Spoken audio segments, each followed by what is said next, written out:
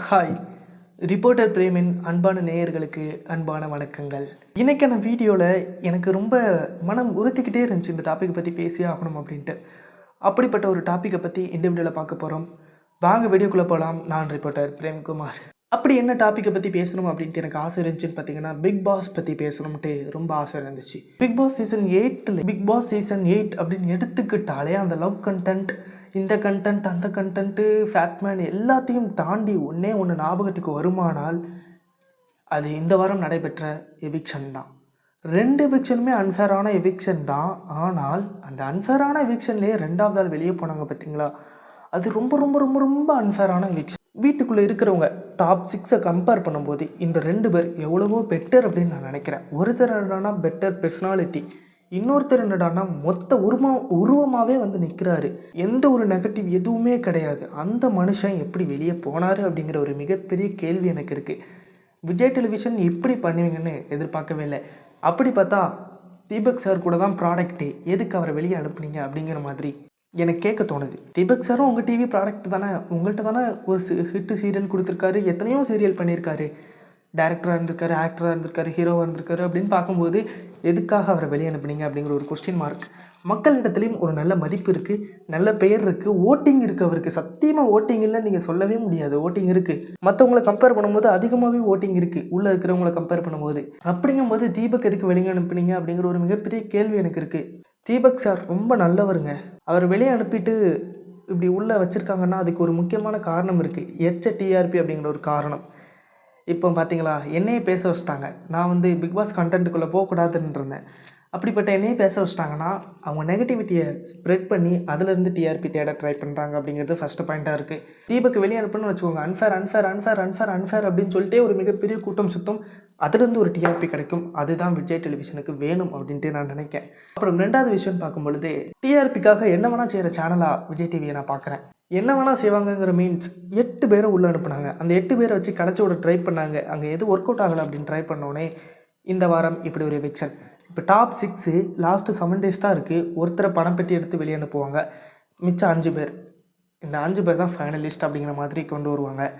2வது, விஜய் விஷால் அவர்களை வெளியே அனுப்புவதற்கான வாய்ப்பு கண்டிப்பாக இருக்காது. ஏன்னா தர்ஷிகாவை உள்ளே அனுப்பி அதுலேருந்து ஒரு டிஆர்பி கரெக்ட் பண்ணணும் அப்படின்ட்டு விஜய் டிவியோட பிளான். அது நடந்திருக்கு அப்படின்னு தான் நான் சொல்லுவேன். இப்போ தர்ஷிகா உள்ளே வந்து ரவீந்தர் சார் கூட ஆச்சு பூச்சின்னு சண்டை போட்டாங்க. இன்னும் அடுத்த 2 ப்ரோமோ வரணும். அந்த 2 ப்ரோமோ வந்துச்சுன்னா இன்னும் நிறைய பேர் கூட யாரெல்லாம் விஷால் சாரையும் தர்ஷிகாவும் வச்சு பேசுனாங்களோ அவங்க கூடலாம் சண்டை போடுவாங்கங்கிற மாதிரி தெரியுது. அதுக்கு விஷால் உள்ளே இருக்கணும், அப்போ தான் கரெக்டாக இருக்கும் அப்படிங்கிற மாதிரி விஜய் டிவி யோசித்து டிஆர்பிக்காக தர்ஷிகாவை மறுபடியும் உள்ளே அனுப்பி சண்டை போட வச்சு என்னெல்லாமோ பண்ணிகிட்ருக்காங்க. இந்த 2வது காரணமாக தான் தீபக் சார் வெளியே போனதுக்கு காரணமாக இருக்கும்ட்டு நான் நம்புகிறேன். ஆனால் என்ன தான் இருந்தாலும் தீபக் சார் ஒரு மிகப்பெரிய மதிப்பு மரியாதையும் சம்பாதிச்சுட்டு போயிட்டார். அது யாருமே இல்லைன்ட்டு மறுக்கவே முடியாத மாதிரி எனக்கு தோணுது. ஆனால் உண்மையிலே கண்ணு கலங்குச்சு எனக்கு அப்படின்னா அது தீபக் சாரோட இந்த ஒரு எலிமினேஷன் பார்த்து மட்டுமே. சாட்டர்டே எபிசோடில் அருண் போனதுக்கு பதிலாக பவித்ரா போயிருக்கலாம் அப்படிங்கிற மாதிரி தோணுச்சு. ஆனால் பரவாயில்ல, அது கூட பவித்ரா கூட ஓகேங்க. அவங்க வந்து குட் சோலாக இருக்கிறாங்க, ஓப்பன் ஹார்ட்டடாக இருக்கிறாங்க, நல்ல மனிதராக இருக்கிறாங்க. அப்படின்னு பார்க்கும்போது பவித்ரா உள்ளே இருக்கிறது டிசவன் தான் தோணுச்சு. ஆனால் விஷால் இருக்கிற எல்லா முள்ளமாரித்தனத்தையும் பண்ணிவிட்டு அவர் ஏன் உள்ளே இருக்கார் அப்படிங்கிற மாதிரி எனக்கு தோணுது. கேமு சரியாக விளையாடலை, நல்ல மனுஷனாக இருக்காரு தான், ஆனால் கேம் சரியாக விளையாடலை, நிறைய நெகட்டிவிட்டி வெளியே இருக்குது. அப்படிங்கும்போது விஷால் உள்ளே இருக்கிறப்போ எதுக்கு தீபக் சார் வெளியே போனார் அப்படிங்கிற ஒரு கேள்வி வந்தப்போ தான் நான் யோசித்தேன். ஓஹோ, அப்போ தர்ஷிகா உள்ளே அனுப்பி டிஆர்பிக்காக இப்போ ஒரு நெகட்டிவ் சைட்லேயும் ஒரு டிஆர்பி கிடச்சாச்சு. இப்போ தர்ஷிகா விஷால் கண்டென்ட்டை வச்சு ஒரு டிஆர்பி கிடச்சாச்சு. இந்த 2 வாரமும் சூப்பராக ஓட்டியாச்சு. அப்போ ஃபைனலை வச்சு ஒரு டிஆர்பி அப்படின்னு கிடச்சிரும். இந்த 2 வாரத்தில் முடிய போது எவ்வளோ சுருட்ட முடியுமோ அவ்வளோ சுருட்டிடுவோம் அப்படின்ட்டு டிஆர்பிக்காக பிக் பாஸ் பண்ணிட்டாங்க, விஜய் டிவி பண்ணிவிட்டு. டாப் 8 இருக்கிற 2 பேரை தவிர மீதி எல்லாமே விஜய் டிவி ப்ராடக்ட்ஸாக தான் நான் பார்க்குறேன். அந்த ப்ராடக்ட்ஸ்குள்ளேயுமே போட்டி வரும்பொழுது தான் தீபக் சார் வந்து வெளியே வந்திருக்காரு அப்படின்ட்டு நான் நினைக்கிறேன். ஆனால் பிக் பாஸ் உடைய வார்த்தைகள் அவருக்கு ஆறுதலாக இருந்திருக்கும் அப்படிங்கிற மாதிரி எனக்கு தோணுச்சு. ஏன்னா அப்படி ஒரு மனுஷன், நல்ல மனுஷனுக்கு பிக் பாஸ் சீசன் 8 தமிழில் 8 சீசன் வர நடந்திருக்கு. இந்த 8 சீசன்லேயுமே ஒரு one of the best captain அப்படிங்கிற ஒரு பதவியை நான் உங்களுக்கு வழங்குறேன் அப்படின்னு சொல்லிட்டு, ஒரு விருதை நான் உங்களுக்கு வழங்குறேன் அப்படின்னு சொல்லிட்டு பிக் பாஸ் சொன்னது ரொம்பவே நல்லா இருந்துச்சு. அன்ஃபேர் எவிக்ஷனாக வெளியே போனோன்னே அவருக்கு தெரிஞ்சிருக்கும் இது அன்ஃபேர் அப்படின்னு சொல்லிட்டு. ஆனால் பிக் பாஸோடைய இந்த வார்த்தைகளும் அந்த ஒரு கிரீடமும் அவருக்கு என்றைக்கும் அழியாததாக இருக்கும்ட்டு நான் நம்புகிறேன். அதே மாதிரி அவர் ஒரு குட் பர்சனுங்க, எங்கே போனாலும் பொழைச்சிக்குவார் அப்படிங்கிற ஒரு நம்பிக்கையும் இருக்கும். ஆனால் இப்படி ஒரு ஏமாற்றம் தானேங்க, மக்களை ஏமாற்றிட்டீங்க அவ்வளோதான்.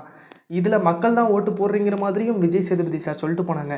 சுனிதா நச்சு நச்சுன்னு பதில் கேட்டப்போ, கேள்வி கேட்டப்போ விஜய் சேதுபதி சார் சொன்ன பதில் என்னென்னா, இங்கே எவிக்ஷன் எங்களுக்கு பிடிக்காதவங்களே இருந்தாலும் நான் அவங்களை தூக்க முடியாது, மக்கள் தான் முடிவு பண்ணுறாங்க அப்படிங்கிற மாதிரி. அன்அஃபிஷியல் ஓட்டில் தீபக் இருந்த இடம் 4வது இடத்துல இருந்தார். அப்புறம் எப்படி தீபக் வெளியே போனார் சொல்லுங்க பார்ப்போம். விஜய் சேதுபதி சார் எப்படியோ முடிவு பண்ணி நீங்கள் வெளியே அனுப்பணும்னு சொல்லிட்டு தூக்கிட்டீங்க அவரை. அதுதான் உண்மை, டிஆர்பிக்காக தூக்கிட்டீங்க. மக்கள் எல்லா தடவையுமே விஜய் சேதுபதி சார் இப்படி கார்டை எடுத்து நீட்டினோடனே யாராக இருந்தாலும் ஒரு கைத்தட்டு வரும். என்ன தான் மஞ்சரி எவிக்ஷன்லாம் அன்ஃபேராகவே இருந்தாலும் கார்டை காட்டும் போது கைத்தட்டு வந்துச்சு. ஆனால் தீபக் சாருக்கு கார்டு காட்டும் போது ஹோல் க்ரௌடுமே சைலண்ட்டாக இருந்தாங்க.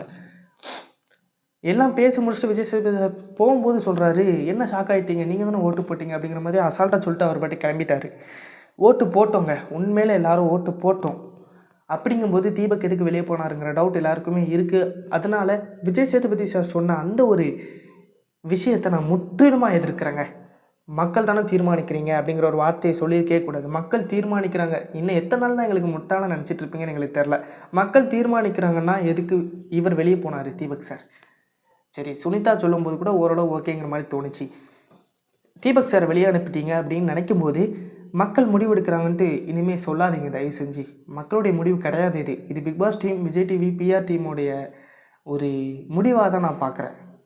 தீபக் வெளியே போகணும், தீபக் சார் வெளியே போகணும் அப்படிங்கிறது சத்தியமாக மக்களுடைய முடிவு கிடையாதுங்க. அது மட்டும் எனக்கு நல்லா தெரியுது.